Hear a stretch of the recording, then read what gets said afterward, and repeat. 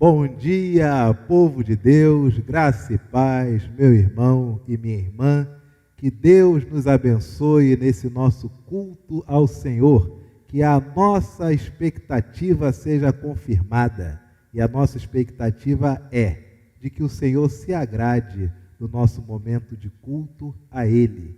Que Ele se agrade, que Ele goste. O que nós queremos fazer é que o Senhor seja adorado nesta manhã. Hoje é domingo, dia 6 de junho de 2021. Estamos no 10º domingo do tempo comum. E, é claro, ainda celebrando nossos 54 anos de organização. Nesta manhã estamos aqui com a Thelma. Bom dia, Thelma. Bom dia, pastor. Tudo bem? Tudo. Estamos aqui com o presbítero Tiago Bolsas. Bom dia, presbítero. Bom dia. Tudo na paz? Tudo bem, graças a Deus. Como está a Gabriela? Está bem. Como está a Maria Alice? Está bem. Como está Rafael Luiz? Esse aí tá andando tudo, querendo... Já está andando? Está andando já, quer subir nas coisas, já está começando a fazer as tripulias já. Coisa Criança boa, é assim mesmo. coisa boa, graças a Deus. Queridos, palavra do Senhor que nos convida à oração silenciosa se encontra no Salmo 46, versos de 1 a 3. E a nossa irmã Thelma fará essa leitura. Leiamos, irmãos. Deus é o nosso refúgio e fortaleza, socorro bem presente nas tribulações. Portanto, não temeremos, ainda que a terra se transtorne e os montes se abalem no seio dos mares, ainda que as águas tumultuem e espumejem, e na sua fúria os montes se estremeçam. Ouçamos o prelúdio nos preparando para esse momento de culto, irmãos.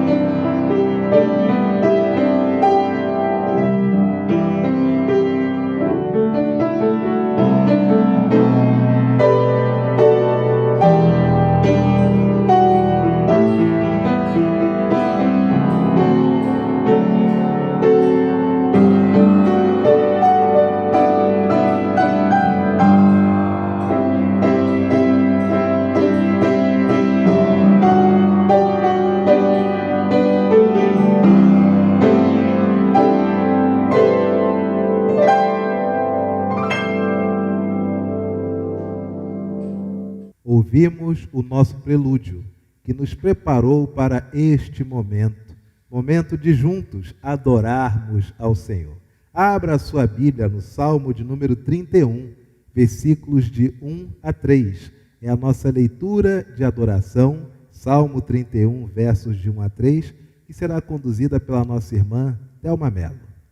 Leiamos, irmãos. Em ti, Senhor, me refugio. Não seja eu jamais envergonhado. Livra-me por tua justiça. Inclina-me os teus ouvidos. Livra-me depressa. Sê o meu castelo forte, cidade fortíssima que me salve. porque tu és a minha rocha e a minha fortaleza. Por causa do teu nome, tu me conduzirás e me guiarás. Louvemos ao Senhor com alegria, com o cântico número 42 do Inário Novo Cânticos, Grande Amor de Deus.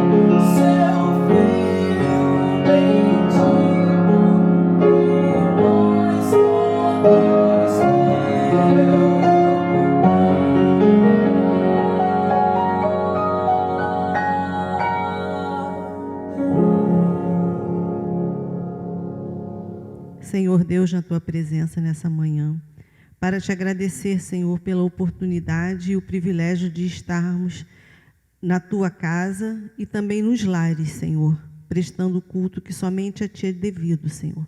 Aceita, Senhor, a nossa adoração, o nosso louvor. Fica conosco nesses momentos tão preciosos, Senhor, em nome de Jesus. Amém. Amém. Depois de adorarmos ao nosso Pai, é tempo de confessarmos a Ele os nossos pecados. E para este momento, convidamos o nosso irmão diácono Gilmar Pereira Dias. A palavra do Senhor nos convida à confissão. Segunda carta de Paulo a Timóteo, capítulo 1, versículos 6 e 7. Segunda carta de Paulo a Timóteo, capítulo 1, versículos 6 e 7. Sejamos conduzidos nessa leitura com o nosso irmão diácono Gilmar. Leamos. Por esta razão, pois te admoesto, que reaviveis o dom de Deus que há em ti pela imposição das minhas mãos. Porque Deus não nos tem dado espírito de covardia, mas de poder, de amor e de moderação. Vamos cantar com bastante alegria esse cântico indicado no nosso cenário novo cântico, de número 127, Hora Bendita. É uma hora bendita de oração, onde nós nos colocamos na presença de Deus, de joelho ou assentado, da maneira que você estiver em casa, mas com o nosso coração pedindo ao Senhor que nos perdoe nossos pecados e que ajude aos enfermos e que ajude ao nosso país e que esteja nos ajudando em todo o tempo. Oremos.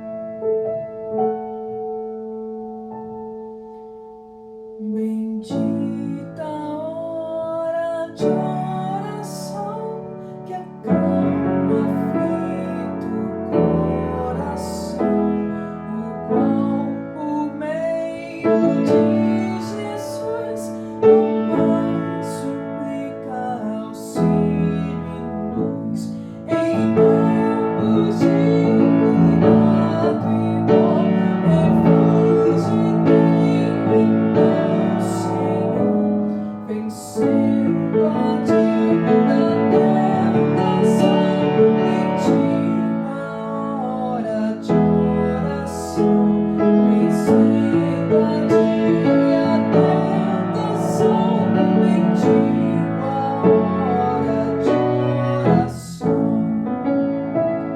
bendita hora de oração, cantar fervente petição, se eleva ao trono do Senhor, que tende a voz do meu clamor, pois Senhor vai recorrer ao seu amor, ao seu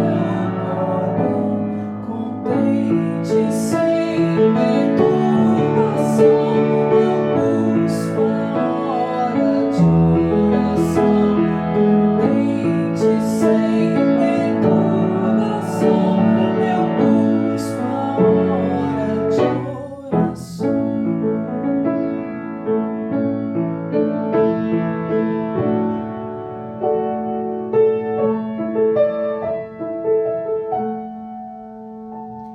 Bendita hora de oração, de santa paz e comunhão, desejo enquanto aqui me achar, com fé constante, humilde orar, e filho resplendor de Deus, na glória do mais alto céus, lembrar-me com gratidão das horas suaves de oração, lembrar-me com gratidão das horas suaves de oração.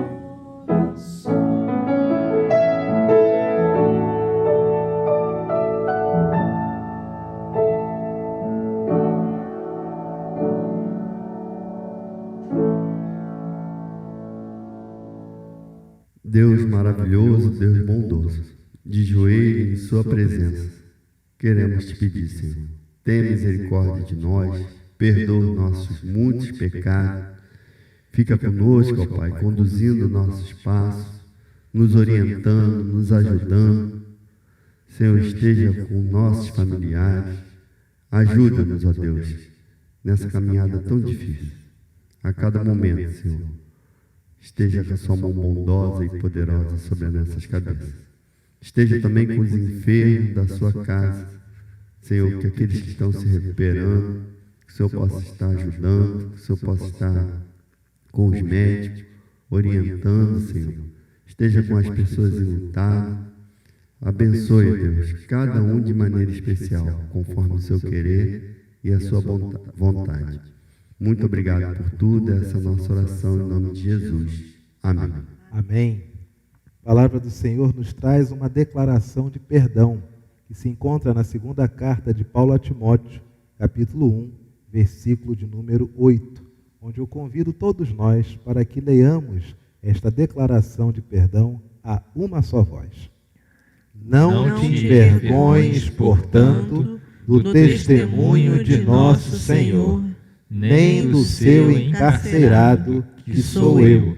Pelo contrário, participa comigo dos sofrimentos a favor do Evangelho, segundo o poder de Deus. Perdoados de nossos pecados, saudemos uns aos outros com a paz de Cristo. Paz de Cristo, Gilmar, paz de Cristo, Thelma, paz de Cristo, Tiago, paz de Cristo a você que se encontra na sua casa, no seu local de trabalho, aonde você estiver, tenha plena convicção que os nossos pecados foram pelo Senhor perdoados. Uma vez que já adoramos ao Senhor, confessamos a Ele os nossos pecados, é tempo de receber dele a sua palavra.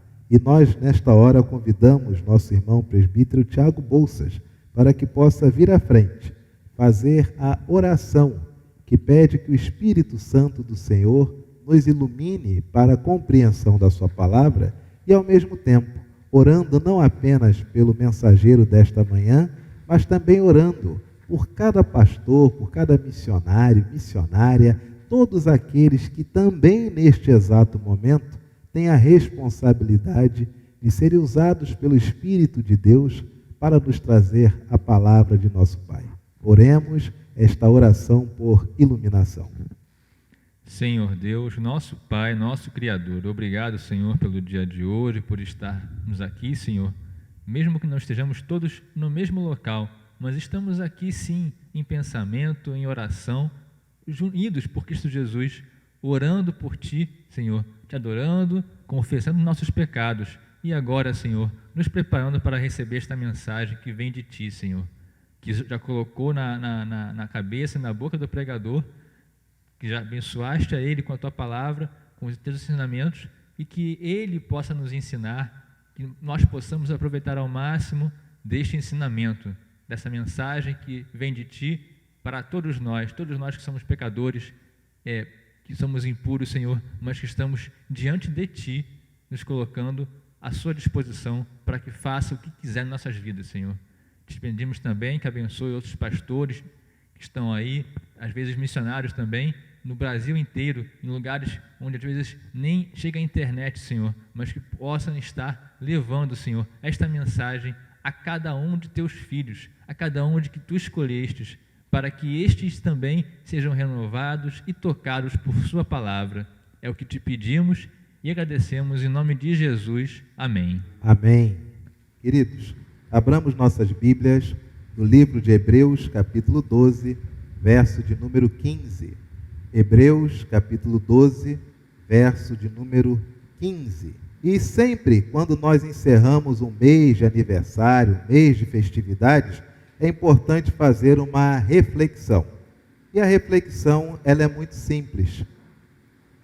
Que igreja nós somos e que igreja nós queremos ser? A igreja que Simonton fundou em 12 de agosto de 12 de janeiro de 1862, não era a mesma do centenário de 12 de janeiro de 1962. As pessoas eram outras, a sociedade era outra, até a igreja, o local físico e a estrutura era outra. Quando a igreja fez seus 150 anos, em 2012, também era uma outra igreja. A igreja que foi organizada em 21 de maio de 1967, aqui nessas dependências, não foi a mesma igreja que completou 25 anos. Já tinha entrado gente, já tinha saído gente. Não foi a mesma igreja que completou 50 anos, já tinha entrado gente, já tinha saído gente. Não é a mesma igreja que celebra 54 anos, já entrou gente, já saiu gente. Que igreja nós queremos ser pelos próximos 50 anos? Como estará a sociedade daqui a 50 anos? E é claro, é difícil para muitos de nós fazer um exercício de reflexão acerca desse tema, porque pensar a nossa vida daqui a 50 anos vem um bloqueio inicial. Qual bloqueio é esse? Eu nem sei se vou estar vivo daqui a 50 anos, não é verdade? Como é que eu vou pensar daqui a 50 anos se eu talvez não esteja vivo daqui a 50 anos? Esse bloqueio inicial, ele revela um pouco do que nós somos. E revela um pouco de por que nossa vida está muitas vezes como está. Porque o próspero, ele deixa um legado para aqueles que virão após ele. O rico, ele apenas consome tudo o que ele tem. E ele dá a desculpa de que se ele não tinha nada e conseguiu ser alguma coisa, que os seus descendentes também comecem do nada e consigam alguma coisa. Quando nós pensamos o que queremos daqui a 50 anos, a gente esbarra nesse primeiro problema. Se eu não estarei vivo daqui a 50 anos, por que eu vou pensar a igreja daqui a 50 anos? Segundo problema, a dificuldade de fazer a leitura do tempo. Se hoje as coisas não estão boas, quem garante que daqui a 50 anos estarão melhores? Terceiro, a dificuldade de compreender a atual geração. E é esse o ponto que nós vamos refletir um pouco agora pela manhã. Hebreus capítulo 12, verso de número 15. Hebreus capítulo 12, verso de número 15, nos traz uma palavra, um alerta, um aviso muito, muito importante.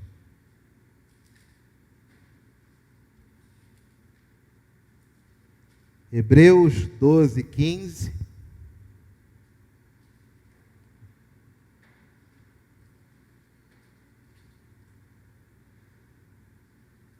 Todos encontraram? 14, 15. Segui a paz com todos e a santificação, sem a qual ninguém verá o Senhor, atentando diligentemente, porque ninguém seja faltoso, separando-se da graça de Deus, nem haja alguma raiz de, acorda, igreja, nem haja alguma raiz de amargura que, brotando, vos perturbe, e por meio dela muitos sejam contaminados. Nós vivemos hoje uma sociedade cuja atual geração, e atual geração não quer dizer apenas crianças, não quer dizer apenas jovens, mas todos aqueles que estão vivos, todo dia, diariamente, são convidados a adubar, a irrigar, a ver crescer suas amarguras. Desde os heróis que as nossas crianças adotam, desde a infância como seus heróis, como seus representantes daquilo que é certo e errado, até mesmo os adultos saudosistas por um tempo que não volta mais, porque nenhum tempo volta, nenhum tempo retroage. E uma vez que o tempo não volta, não retroage, nós temos uma geração de crianças e adolescentes e jovens amargurados, porque não conseguem ser o que seus pais ou seus avós foram e são cobrados. E também temos uma geração de idosos saudosistas, porque no fundo sabem que o tempo não volta. Quando nós pegamos os personagens de infância, que a infância hoje elege, todos eles, ou a maioria esmagadora deles, luta por um bem comum, mas tendo um princípio de amargura. Eu luto porque me fizeram isso, eu luto porque fui injustiçado, eu quero o bem porque tiraram isso de mim. Os nossos jovens, esses coitados, estão em um mato sem cachorro, estão em uma sinuca. Por quê? Porque ouvem dos avós o seguinte: na minha época, na sua idade, eu já era casado. Na minha época, na sua idade, eu já morava sozinho. Eu faço um desafio para você. Faço um desafio para você. Ganhe um salário mínimo e procure um lugar para morar. Vê se tu vai encontrar.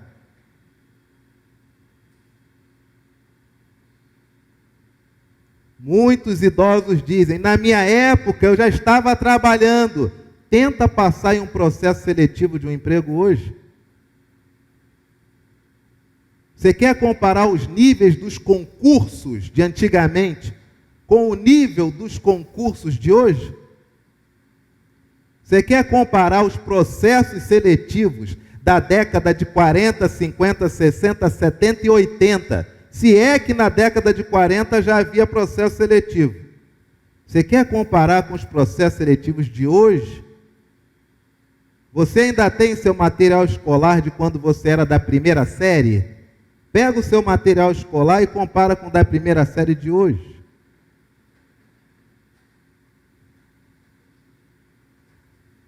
Os avós e os pais dizem: na sua idade eu já era casado.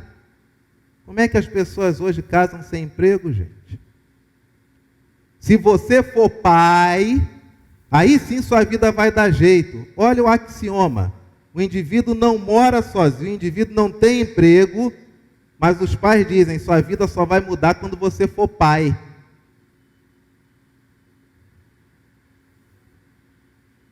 Os que são pais hoje estão se dando bem? Pergunta para eles se eles estão felizes. O tempo não retroage. Antigamente eu ouvia um conhecido meu, o pai dele foi chamado para ser policial. Por quê? Porque passou em frente à delegacia. O indivíduo olhou e falou: você tem porte para ser um defensor da lei, você não quer virar policial, não? Tenta ser policial militar hoje. A maioria dos idosos disse para os jovens o quê? Você tem que ter um emprego onde você consiga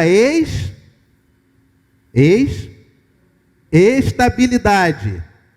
Está fácil hoje abrir concurso? E esse é que é o ponto.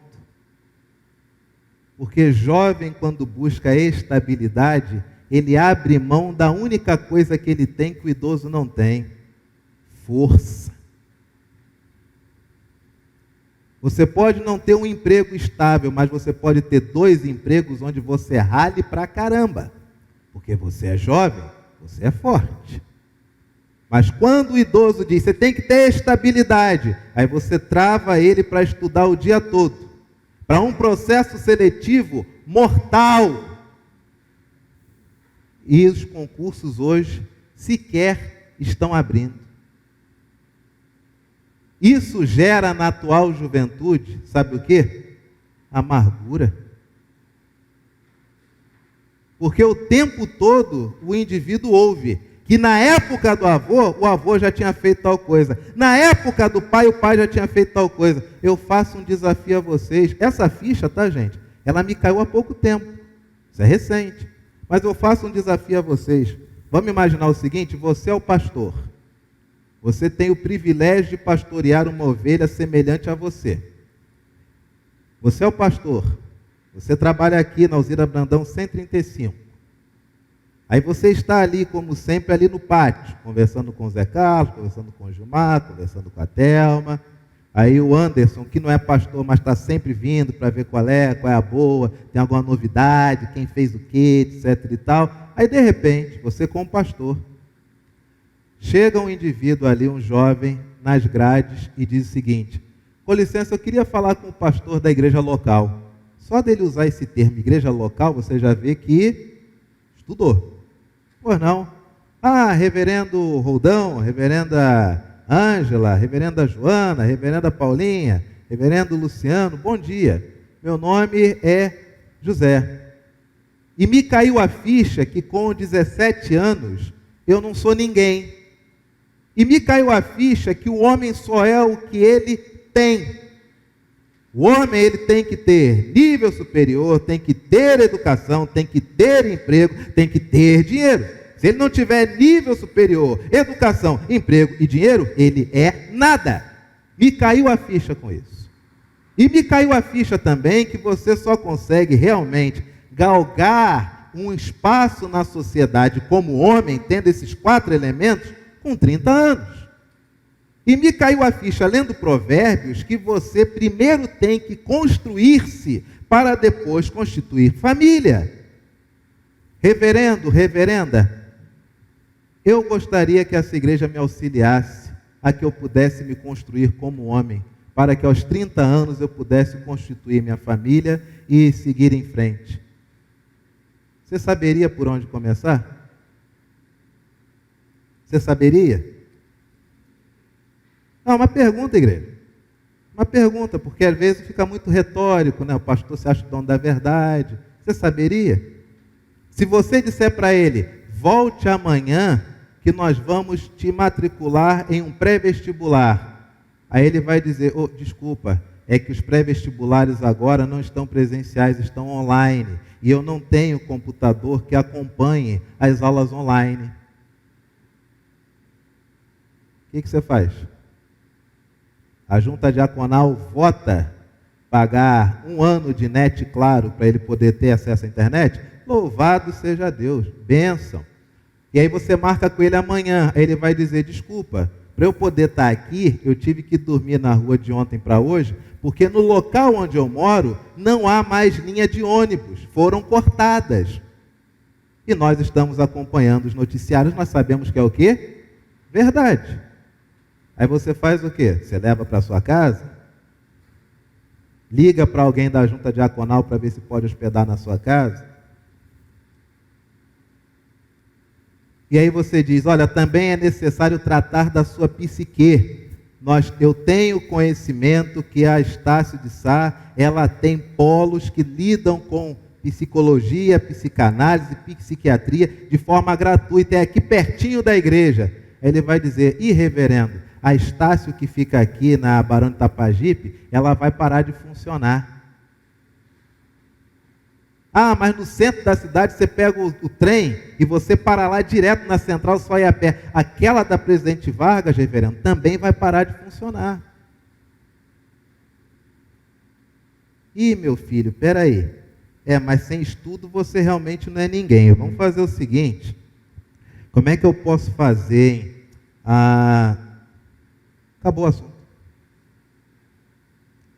Aí esse jovem chega em casa, o que ele ouve do avô? Na sua época, eu já trabalhava. Na sua época, eu já tinha mulher. Coitado do rapaz que sem nível superior, sem estudo, sem emprego e sem dinheiro, tentar arrumar a mulher. Vai fazer o que com ela?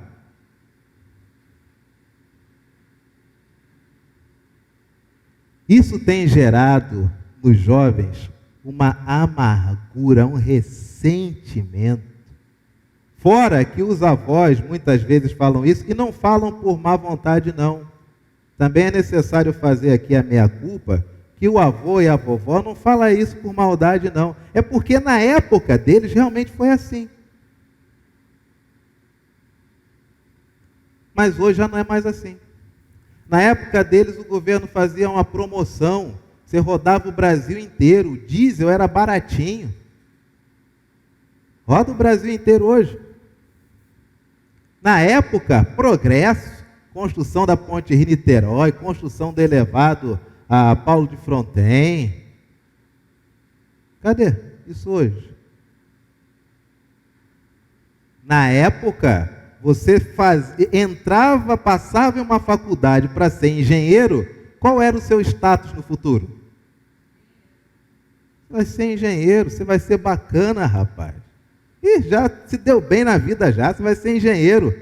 Hoje, os que se formam em engenharia estão trabalhando no quê? Eu te digo, vencendo os desafios e conseguindo dinheiro para suas casas de forma honrada, estão trabalhando como Uber. Estou falando alguma coisa que é inverdade, igreja? Estou? Não quero ouvir vocês. É inverdade isso aqui? Não é bem assim? É isso. Avós que não conseguem ver dos seus netos a mesma força que eles tinham. Pais que passaram a infância dos seus filhos fazendo o quê? Você é especial. Você é o mais inteligente da classe. E não era. Você é especial. Por quê? Se dissesse porque você é o meu filho, a minha filha, estava ótimo. Você é especial. Por quê? Porque não há ninguém melhor do que você. Mentira. Aí quando chega aos 17, 18, cai a ficha. Que mentira. Quem é especial? Todo mundo é igual. Essa juventude até ouve que deve haver meritocracia. Não é verdade? É, verdade. Vai nas faculdades públicas e veja se os que são aprovados não são aqueles que fizeram cursinhos hiper ultra caros. E veja se o pobre que acorda às 5 da manhã e não tem transporte para ir para a escola, veja se ele ingressará nessa mesma faculdade pública. E traga aí que meritocracia existe. Amargura. Amargura. Os idosos querem que o tempo volte, mas ele não retroage. Os de meia idade chegam a uma conclusão que poderiam ter feito como os seus pais fizeram na educação dos filhos. Mas agora não se comunicam mais com os filhos. E os filhos observam o mundo em constante evolução e são cobrados a agir como antigamente em um mundo que não é mais como antigamente. Isso gera nesses 3 itens, idosos, meia-idade e jovens, o que, queridos? Ressentimento, amargura. Queria eu que fosse na idade do meu avô, queria eu que meu pai me entendesse. Você sabe o que é uma pessoa amargurada? Pessoas amargas são indivíduos que possuem um grande ressentimento. São pessoas destrutivas e muito tóxicas também. Com isso, acaba sendo bastante hostil e generaliza quem serão os alvos de seu temperamento. Além de não gostar de se aproximar dos outros, acaba se sentindo mal com quem? Consigo mesmo. Pessoas amarguradas generalizam o entorno. Pessoas amarguradas, pessoas amargas procuram acreditar que não carregam nenhum controle sobre as próprias vidas. Todo indivíduo amargurado é o seguinte: eu seria uma pessoa boa, mas meu pai me fez isso. Eu seria uma pessoa maravilhosa, mas minha mãe me fez aquilo. Eu poderia ser muito bom, mas o governo me castiga assim. Eu poderia ter sido fantástico, mas a igreja, ela não me vê dessa forma. Pessoas amarguradas sempre culpam o outro, porque para elas não têm o controle de suas vidas. Pessoas amarguradas se sentem tristes por causa do outro. Nunca um amargurado diz: eu sou amargurado porque eu escolhi me colocar no papel de alguém que é vítima. Não. Ele sempre vai dizer: eu poderia ter sido muito bom, mas se não fosse o patrão, se não fosse o presidente, se não fosse o pastor, se não fosse o governador, se não fosse o meu pai, como eu seria fantástico. Pessoas amarguradas têm em sua vida um eterno discurso de que o entorno contribuiu para que elas não prestassem. E agora, avançando um pouquinho, você sabe quais são as características de uma pessoa amargurada? Pastor, o que isso tem a ver com a mensagem, hein? Se você leu, você ainda lembra. Nem haja alguma raiz de amargura, que brotando vos perturbe, e por meio dela muitos sejam contaminados. A amargura brota, a amargura traz perturbação, a amargura contamina o entorno. Isso está na Escritura, irmãos? Sim ou não? Então é pertinente para nós nessa manhã. Características de pessoas amargas. Primeira característica de um amargo, sabe qual que é? O indivíduo amargo está sempre irritado. Você nunca encontra, ô meu irmão, senta aqui, vamos conversar, já vai, fica mais um pouquinho. Não, não. O indivíduo amargo, ainda que ele tenha sorriso, ainda que ele abrace, ainda que ele diga para você, cola aqui comigo, mas o discurso, ainda que com risinho de canto, sempre é o quê? Há o mal. Há o mal. Existe o mal. Mal, mal, mal, mal, mal, mal, mal. Conviver com uma pessoa amarga é sempre ser levado ao limite da temperança. Porque o amargo o tempo todo ele te chama para dançar e ele só se sente à vontade em um ambiente que há o quê? Irritação. Você já entrou em um ambiente que de repente determinado indivíduo chegou, homem ou mulher, tá? Pouco importa. E o ambiente mudou a temperatura? Quem nunca viveu isso dentro de casa? Família está reunida na sala, dependendo de quem chega, vai cada um para um canto. Pessoas amargas são pessoas irritadiças. Pessoas amargas são pessoas estagnadas. Pessoas amargas estagnaram-se na sua psique. Se você conversar com uma pessoa amarga, você vai ver que passa 3 anos, ela vai tratar do mesmo assunto. Daqui a 5 anos, é o mesmo assunto. Daqui a 10 anos, é o mesmo assunto. Ela estagnou. A vida não flui para o amargo. Terceira característica daquele que tem amargura: todo indivíduo amargurado não perdoa. Mas você tem que perdoar. Aí ele vai sair com o discurso do derrotado, que é um bálsamo para quem gosta de viver, chafurdar na mediocridade do amadurecimento. Ele vai dizer o seguinte: perdoar é complicado. Pronto. Ele não precisa mais perdoar porque é complicado. Se é complicado, não preciso fazer. É complicado. Já pensou se Jesus falasse isso? Morrer por quem não presta e ter quem não presta na minha companhia por toda a eternidade? É complicado.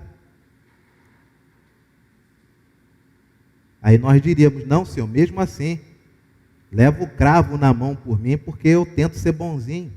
Aí Jesus diz: não, é complicado.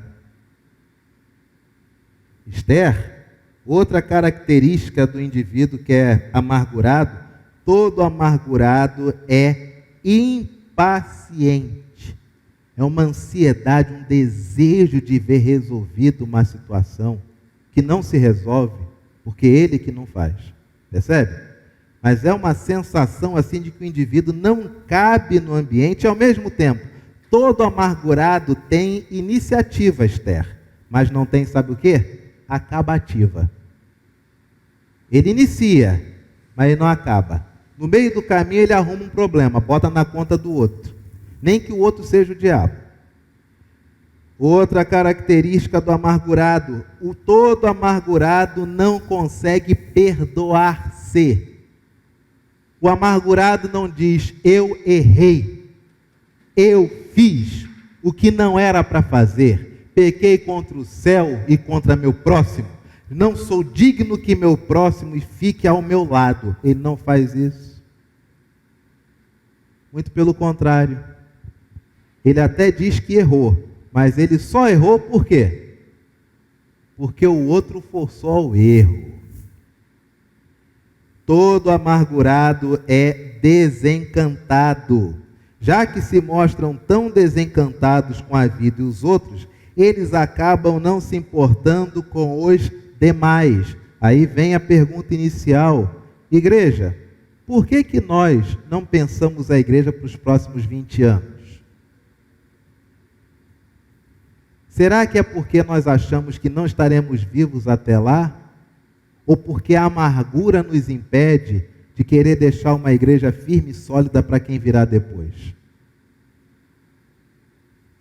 Outra característica do amargurado: todo amargurado é orgulhoso. Dificilmente os amargos darão o braço a torcer e cederão a algo, principalmente a alguém. O orgulho justifica a sua grande dificuldade em perdoar e deixar situações passadas para trás. Todo amargurado desacredita em relacionamentos. Hoje ele está aqui com alguém, e amanhã está com outro alguém, e logo depois está com outro alguém. E relacionamento não é casamento não, tá, gente? Sabe esses indivíduos que elegem os melhores amigos dos últimos 5 minutos? Os companheiros de infância que conheceram na última meia hora? Eu mato e morro por aquele que eu encontrei no ônibus e reclamou da vida junto comigo? Esse é o amargurado. Todo amargurado absorve, sorve, curte e se refastela na desgraça. O amargurado, ele olha você como se você fosse um leproso. E cada membro do seu corpo que fosse caindo, ele faz uma cara de piedade, mas que alegria que ele tem de ver você se desmantelando. E ele sempre diz, sabe o quê? Fique tranquilo, eu vou lhe ajudar. Pode ter certeza, tudo que eu quero é seu bem. Mas passa 2 anos, meu amigo, você só piorou. E o que ele diz? Conta mais, como é que isso aconteceu? Esse não é de tristeza não, é prazer. Entendi, então quer dizer que aconteceu isso e aí agora você está assim. Ah, entendi. Poxa, que pena, né? Mas eu vou lhe ajudar. Ele fica o tempo todo mantendo pessoas fidelizadas a ele ou a ela, para quê? Para que elas tragam suas desgraças e ele possa ter prazer na desgraça. Última característica do amargurado: todo amargurado é invejoso.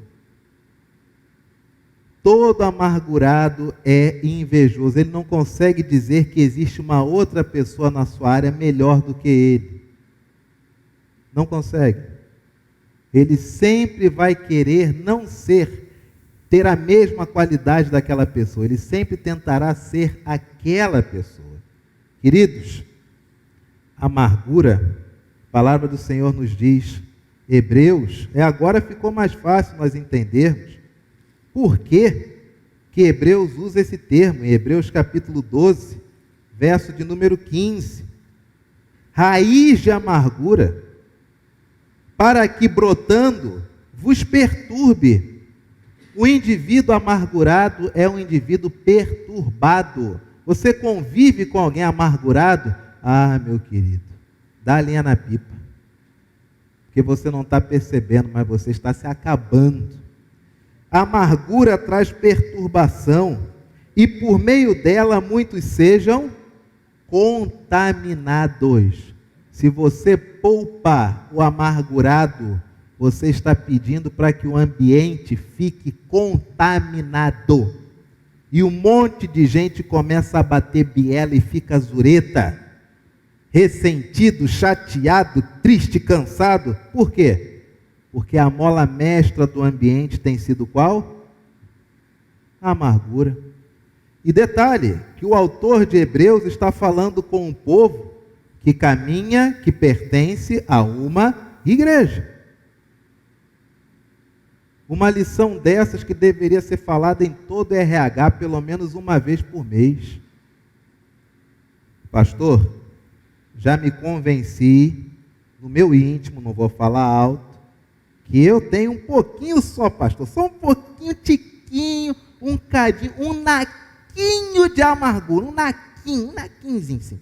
Quase não aparece, só o senhor falando muito que eu, aí me desperto, mas mesmo assim, nem transborda isso no cotidiano. Graças a Deus, sou crente. Mas pastor, esse naquinho de amargura que eu tenho, tem remédio, pastor? Ou é só desgraça, hein? Claro que tem remédio. Abra sua Bíblia, Salmo 73, Salmo de número 73, verso de número 21, quando o salmista se reconhece como indivíduo amargurado. Como é que ele lida com isso? Nosso querido, sempre ele, Asaf. Salmo 73, versos 21 e 22. Quando o coração... Todos encontraram? Salmo 73, 21 e 22. Quando o coração se me amargou e as entranhas se me comoveram, quando o coração se me amargou. Primeira lição para a gente sair da amargura é a seguinte: você tem que reconhecer que é amargurado. O salmista escreve: houve um momento que o meu coração ficou amargurado. Você tem que reconhecer, amigo. O evangelho é assim, só há modificação quando você reconhece. Se o outro disser e você não concordar, fica por isso mesmo. Só que o outro segue em frente e você permanece amargurado. E fica até amargurado pelo outro, que disse que tu é amargurado. Asaf, ele é claro. Quando o coração se me amargou, você tem capacidade, você tem condições de reconhecer algum nível de amargura na sua vida? Ou a amargura é tanta que você sequer consegue fazer uma reflexão honesta com a pessoa mais importante do mundo para você, que é você mesmo? Primeira coisa, nós temos que reconhecer nossa amargura. Segundo, assumir que a amargura é um momento, não é a nossa identidade. O salmista não diz, quando eu nasci amargurado, não. Ele vai dizer, em algum momento, quando o coração se me amargou. Eu quero fazer para você um apelo, é o primeiro apelo dessa manhã. Quebre, elimine, desfaça na sua mente a ideia de que você é amargurado. Você não é, você apenas está. Você não nasceu assim. E se depender da palavra de Deus hoje de manhã, você não vai viver assim, nem vai morrer assim. Quebre da sua cabeça que você é vítima. Isto aconteceu. Você foi vítima. Você não é vítima. Pode ter sido, mas acabou. Você está com a razão. Fizeram-lhe o mal, mas lhe fizeram. Não estão fazendo até hoje. Você não está sentado aqui de manhã e, salvo o melhor juízo, quem está do seu lado está lhe fazendo mal. Fizeram-lhe o mal, mas não estão fazendo nesta hora. É importante, queridos. Terceiro, quando o coração se me amargou e as estranhas se me comoveram, eu estava embrutecido e ignorante. É necessário, sabe o quê? É necessário amadurecer. Como é importante amadurecer. Sabe aquela fase boa da vida, onde você começa a perceber que realmente você não é bom em algumas coisas que você achava que era, que realmente você não tem jeito para fazer algumas coisas que você sempre gostou, mas não é a sua praia. Não dá para você. Amadurecimento é quando você simplesmente percebe que aquele que muitas vezes antagoniza com você, ele não antagoniza com você, ele só lhe é um igual. Semana passada, vendo uma entrevista de um ator de Hollywood, famosíssimo, e um indivíduo perguntou: vem cá, é verdade que o outro ator, que faz os mesmos tipos de filme que você, é verdade que vocês eram inimigos? E ele falou: isso não é verdade, isso foi verdade. Porque um dia, em uma premiação do Oscar, eu perdi numa categoria e ele virou para mim e fez assim, ó, tá vendo? Bom sou eu. E aí eu ganhei em outra categoria, peguei as flores que me deram e joguei nele. E disse, bom sou eu. E isso durou 10 anos. Até que um dia em casa eu percebi que eu não era chateado com ele, porque ele era igualzinho a mim. E eu chamei ele para conversar e disse, nós somos iguais, vamos ser amigos? E passaram a fazer filmes juntos e fazem até hoje. Amadurecimento.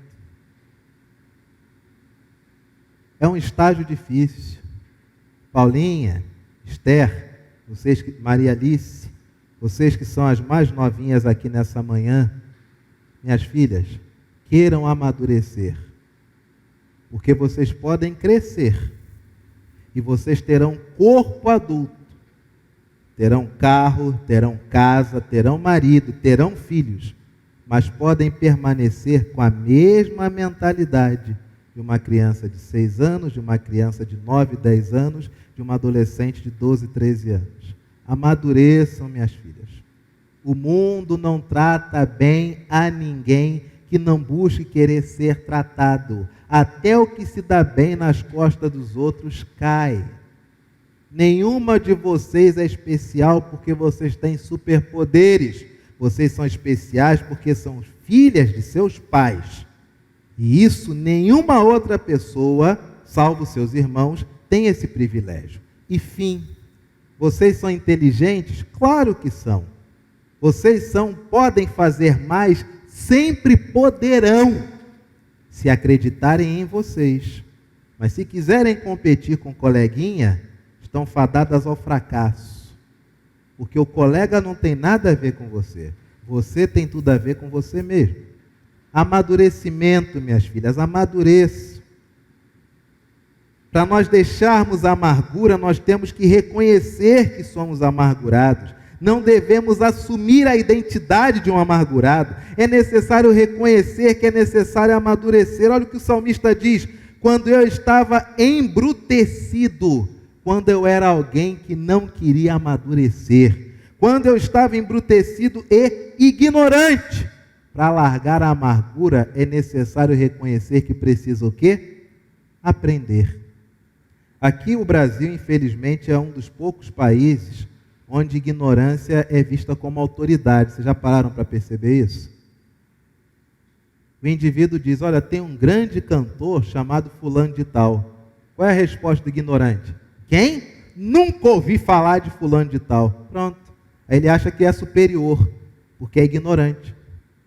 Se ele nunca ouviu falar, logo fulano não presta. Por quê? Porque ele nunca ouviu falar. Aqui no Brasil é assim. Se você desconhece um assunto, você que é inteligente. E se o outro conhece mais, tadinho, aí ele trafega assim em ondas baixas. Porque eu que sou inteligente, essas coisas nem me atingem. O salmista não fala isso. Quando eu estava imaturo e ignorante. É necessário buscar conhecimento, é necessário buscar aprendizado. Queridos, como nós somos carentes de conselhos sábios de idosos, que conseguem sair do seu pedestal de que o mundo que viveram era muito bom, mas são honestos em fazer uma leitura da realidade. É uma pena que nós não podemos mais falar de personalidades, né? Porque senão você afeta suscetibilidades. Mas um político ao qual eu tinha até certa resistência, não achava ele tão interessante, extremamente militante desde a década de 60. Nossa, o camarada pintou e bordou do seu jeito a favor da cultura, da contracultura e etc. e tal. concorreu a governador aqui no Rio, perdeu algumas vezes. Aí ele foi a um programa onde a pauta era de acordo com o que ele aprovava. Por exemplo, o tema do programa, um dos temas foi a debater educação sexual em sala de aula. E claro, pelo viés do programa, todos dizendo o quê? Que era necessário isso. E ele foi o único que disse o seguinte: olha, já idoso, olha, mas é que nós cometemos um erro. Educação sexual em sala de aula é importante, porque às vezes a criança não sabe o que está acontecendo com ela, o que estão fazendo com ela. Educação sexual em sala de aula é importante, porque nós achamos que sempre a importunação sexual vem do sexo oposto. E as estatísticas e os jornais têm mostrado que nem sempre é assim. Mas o problema é que nós fizemos tudo isso, mas não combinamos com os pais. Nós não dissemos para os pais que esse era o objetivo. Nós simplesmente tentamos empurrar goela abaixo nas escolas. E os pais, com razão, resolveram ser contrários a toda e qualquer cartilha. Mas ele só fez isso porque já tem seus 70, quase 80. Quem não consegue ser idoso e observar o tempo, não consegue demonstrar para a juventude e para as crianças um caminho. Sempre fica batendo no peito já murcho, dizendo que na sua época tinha feito diferente. E o desafio permanece. Tente fazer hoje como foi na sua época. O que você vai arrumar? Quem vai te ouvir? Nem telefone fixo as pessoas têm mais. Queridos, sair da amargura é reconhecer que é necessário mudar a mentalidade. Leiamos todos Salmo 73. Salmo de número 73, versículo 22. Leiamos todos a uma só voz.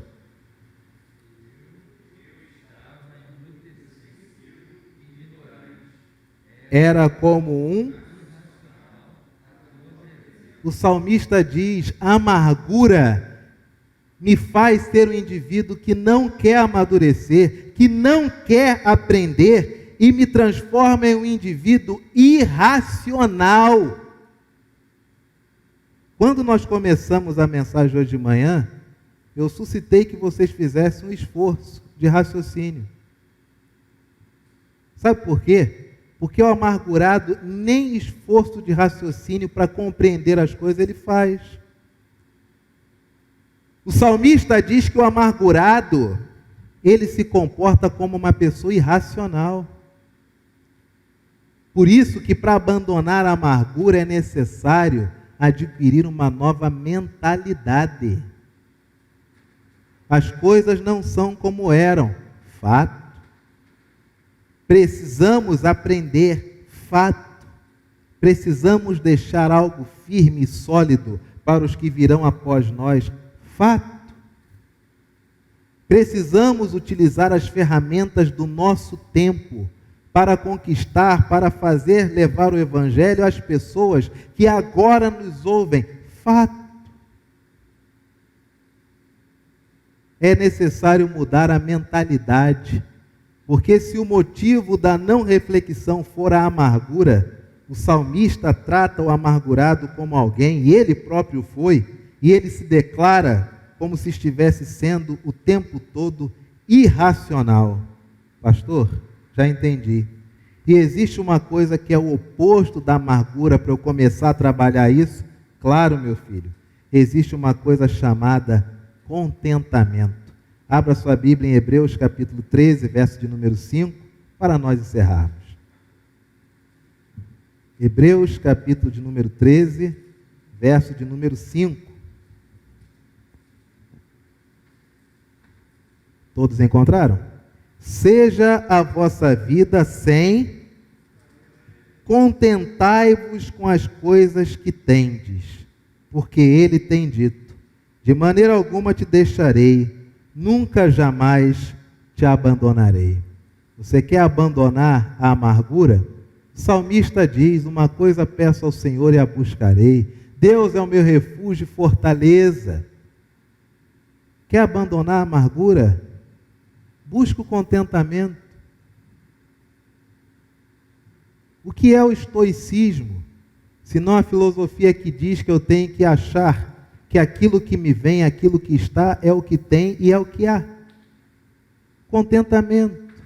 A palavra do Senhor nos ensina contentamento. Poderíamos usar momentos da vida de Jesus, mas talvez você ache que porque Jesus era Deus, fica mais fácil para ele. Tudo bem, vamos pegar como exemplo a vida de José.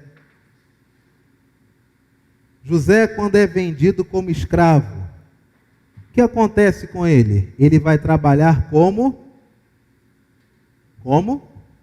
escravo.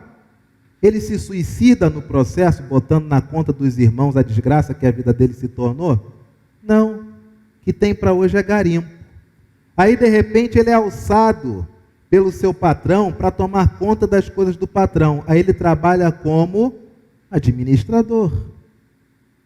Aí a mulher do patrão se oferece e ele recusa. Ela faz o primeiro caso registrado de denunciação caluniosa e ele vai parar na prisão. Lá na prisão, o que ele faz? Surge 2 indivíduos com sonhos. Ele interpreta os sonhos, ele vira intérprete.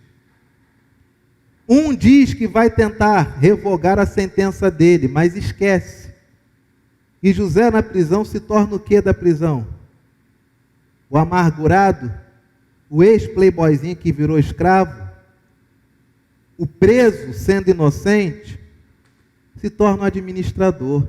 José, no dia de hoje, na prisão, estaria ocupadíssimo fazendo imposto de renda de todo mundo. José administrava a prisão. Quando foi chamado por Faraó para interpretar o sonho de Faraó, ele podia dizer: Faraó, eu não vou te ajudar não, sabe por quê? Porque desde que eu cheguei no Egito, a minha vida foi desgraça. E eu sou contra esse sistema de governo onde só você manda. Vou me matar aqui na sua frente. Vou jogar minhas vísceras contra você. O que José faz? O senhor tem um sonho? Pois não. Interpreta aquele sonho.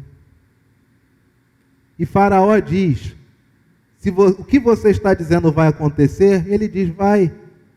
A única forma de eu saber se isso é verdade ou não é se você assumir, comandar tudo isso que vai acontecer. E José diz: pois não.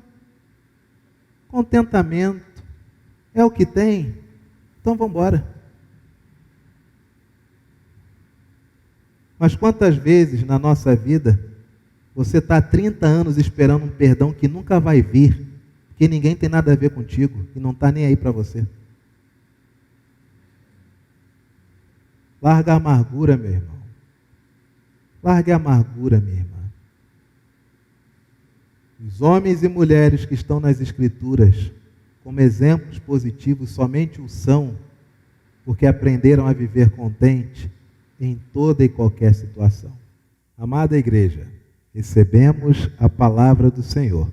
E agora, depois que nós o adoramos, confessamos os nossos pecados e recebemos a palavra do Senhor, nós temos um desafio, que é colocar em prática aquilo que ouvimos da palavra de Deus para nós. Neste tempo do ofertório, os textos que nós faremos a leitura se encontram no Salmo de número 103, versículo de número 1, e a segunda carta de Paulo aos Coríntios, capítulo 9, verso de número 7. Nesta manhã, nós retiramos este momento para consagrar ao Senhor os nossos dízimos e as nossas ofertas. Queridos, como o Senhor tem abençoado a sua igreja, como Deus tem abençoado o seu povo. Cada dia que passa, mais e mais pessoas dão o seu testemunho de que verdadeiros milagres aconteceram em tempos tão difíceis como nós temos vivido. é importante nós termos a nossa fidelidade ao Senhor. A palavra do Senhor nos convida nesta hora, com 2 textos que serão conduzidos pelo nosso irmão presbítero Tiago Bolsas. Leamos, irmãos. Bendize, ó minha alma, ao Senhor, e tudo que há em mim, bendiga ao seu santo nome. Cada um contribua segundo tiver proposto no coração, não com tristeza ou por necessidade, porque Deus ama a quem dá com alegria. Vamos juntos louvar a Deus com este hino número 62 do Inário Novo Cântico, hino de gratidão. Louvemos a Deus.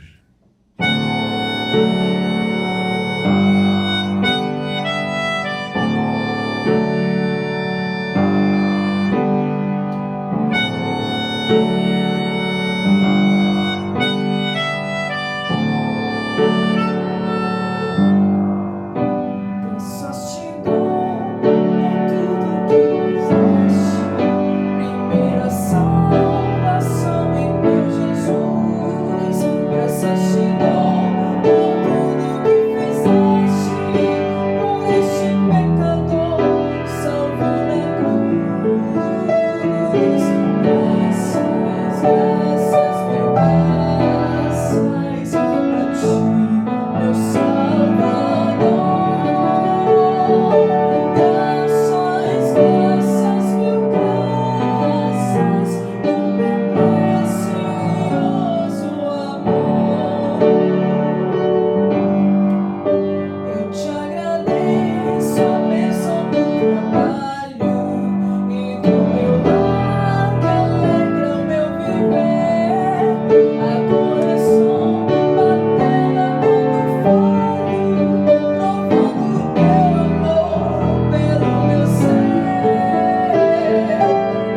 Graças, graças, mil graças a ti, meu Salvador. Graças, graças, mil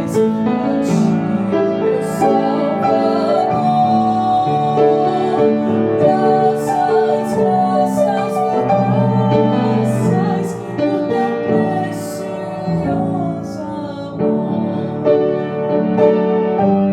Eu te agradeço o pão de cada dia, a água que alivia a sede dura, o sol que aquece a pobre gente fria. São bênçãos que enche a terra de fartura. Graças, graças, mil graças a ti, meu Salvador. Graças, graças, mil graças por teu precioso amor.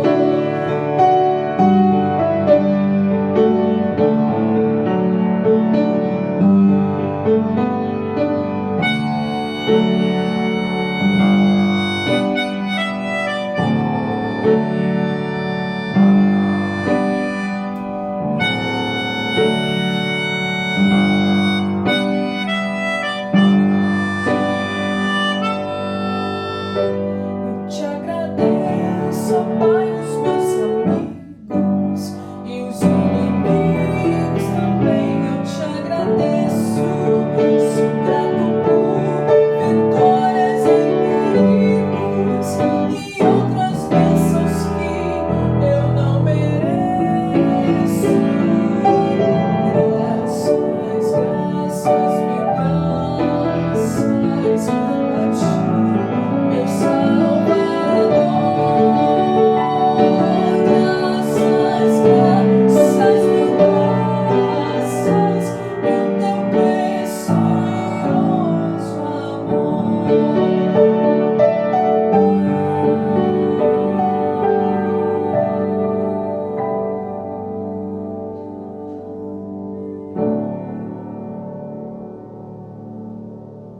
Como é bom trazermos nossos dízimos, nossas ofertas com um coração grato ao nosso Deus.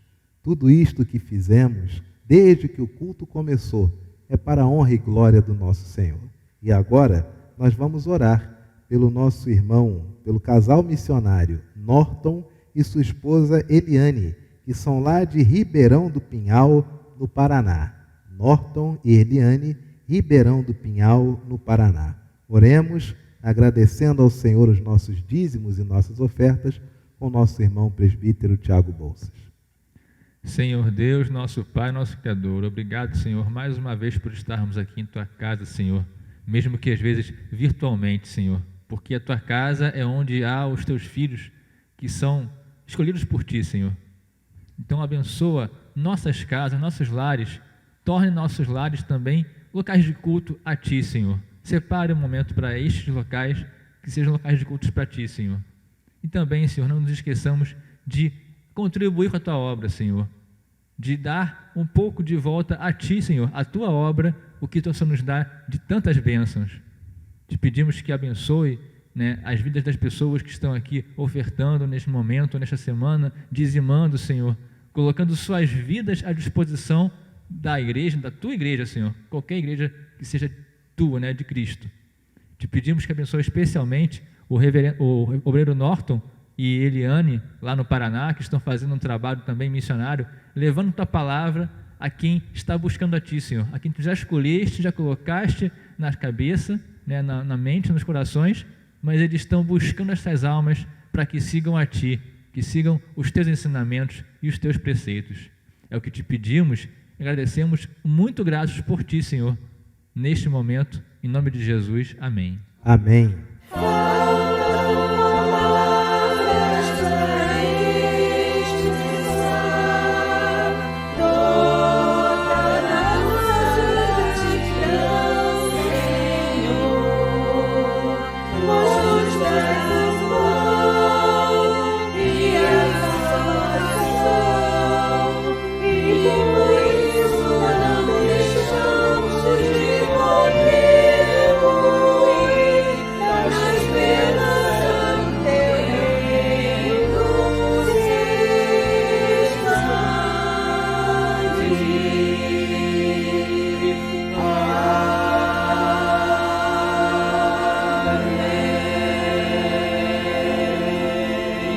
O Senhor Jesus nos ensinou a orar dizendo: Pai nosso que estás nos céus, santificado seja o Teu nome. Venha o Teu reino, seja feita a Tua vontade, assim na terra como nos céus. O pão nosso de cada dia nos dai hoje. Perdoa as nossas dívidas, assim como nós perdoamos aos nossos devedores. E não nos deixes cair em tentação, mas livra-nos do mal, pois Teu é o reino, o poder e a glória para sempre. Amém. Meu irmão e minha irmã, que o Senhor te abençoe e te guarde. E que a graça do nosso Senhor e do nosso Salvador, o Senhor Jesus Cristo, e que o amor de Deus, o nosso Pai, e que a comunhão, que as consolações, que a alegria e que a paz que vem do Espírito da verdade esteja sobre você, sobre a sua casa, sobre toda a sua família, sobre toda a nossa igreja, aonde você estiver, e sobre todo o povo de Deus, desde agora e para todo sempre.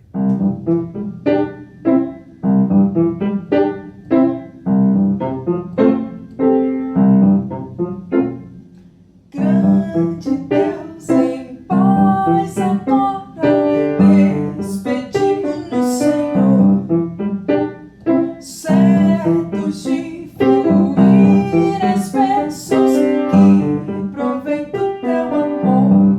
Dai-nos forças neste mundo de amargor. Dai-nos forças neste mundo de amargor. Graças nós rendemos pela Tua redenção. E teremos jubilosos Tua santa proteção. Deus eterno,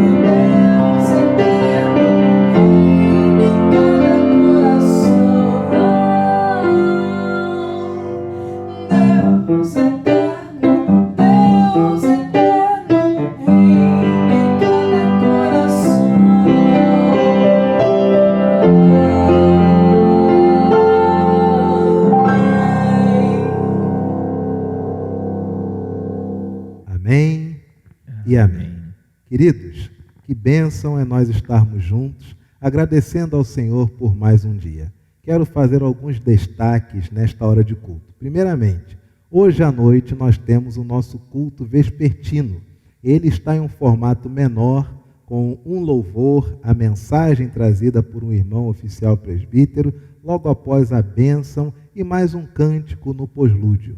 É um período importante do nosso dia, você poder dedicar-se também a cultuar ao Senhor junto com a sua família à noite. Um culto um pouquinho mais reduzido em termos de tempo, mas trazendo sempre uma palavra para todos nós.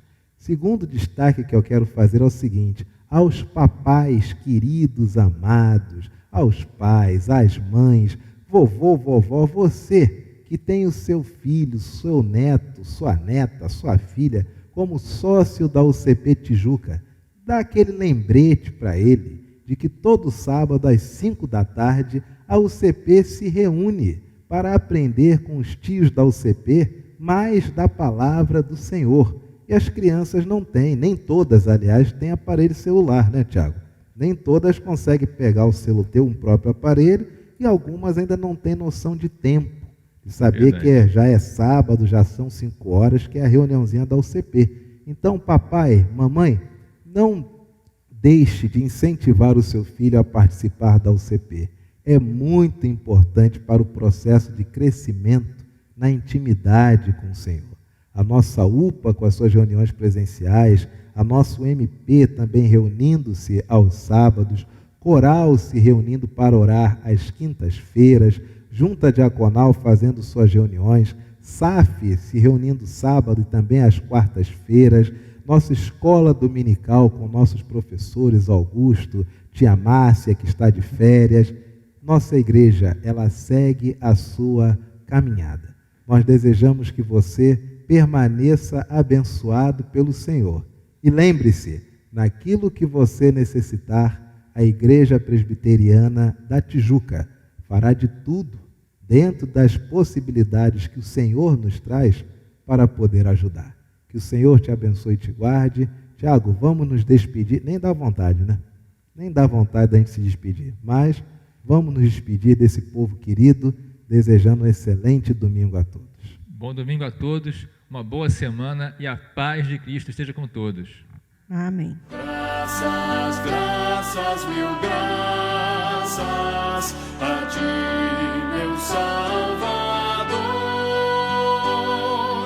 Graças, graças, mil graças por teu precioso amor. Graças, graças, mil graças.